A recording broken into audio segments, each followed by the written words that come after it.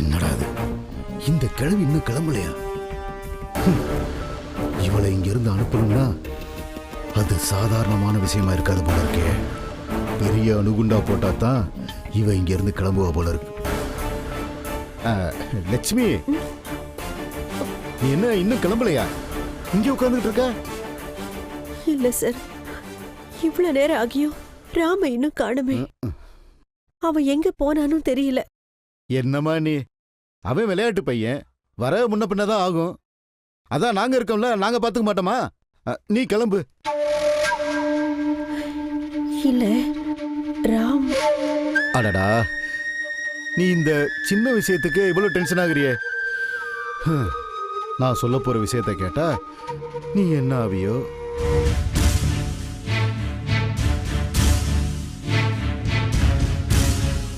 என்ன சார் சொல்றீங்க? என்ன விஷயம்? இல்ல, அத எப்படி சொல்றதுன்னே தெரியல. சார், என்ன சார் சொல்றீங்க? இல்ல, அது வந்து எங்க குழந்தை ராமுவையே நீ உன் குழந்தை மாதிரி கண்ணுக்குள்ள வச்சு பத்திரமா பாத்துக்கிட்டு வர்ற. அது மாதிரி உன் பிள்ளைக்கு ஒரு கஷ்டம்னு வரும்போது எங்களால எப்படி தாங்கிக்க முடியும்? என்னது? ஏன் பிள்ளைக்கு கஷ்டமா? என்ன சார் சொல்றீங்க? அது வந்து லட்சுமி அம்மா, நீங்க சொல்றது எனக்கு எதுவுமே புரியல. மனசை கொஞ்சம் தேத்திக்கங்க. உங்க ஒரே பையனுக்கு ஆக்சிடென்ட் ஆயிருச்சு.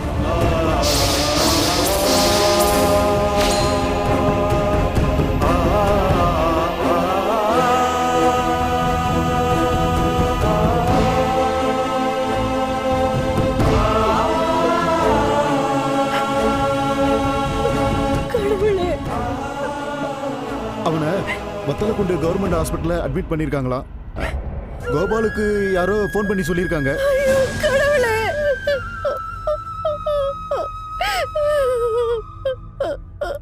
இந்த விஷயத்தை கேள்விப்பட்ட எங்களுக்கு இதயமே வெடிச்சு போச்சு. அவனை பெத்த தாய் நீ, உனக்கு எப்படிலாம் இருக்கும்? இதை எப்படி சொல்றதுன்னு தெரியாம நாங்க தவிச்ச தவிப்பு எனக்கு தான் தெரியும். லட்சுமி, நீ எதை பத்தி யோசிச்சு மனசை குழப்பிக்காம முதல்ல உடனே இங்க இருந்து கிளம்பு. எல்லாம் அந்த ஆண்டவன் பாத்துக்குவான்.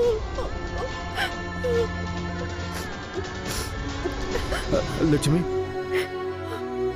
சார், நான் வரேன் சார். கோபால் சார் வீட்டுக்கு வந்தது சொல்லிடுங்க. நான் சொல்லிடுறேன்.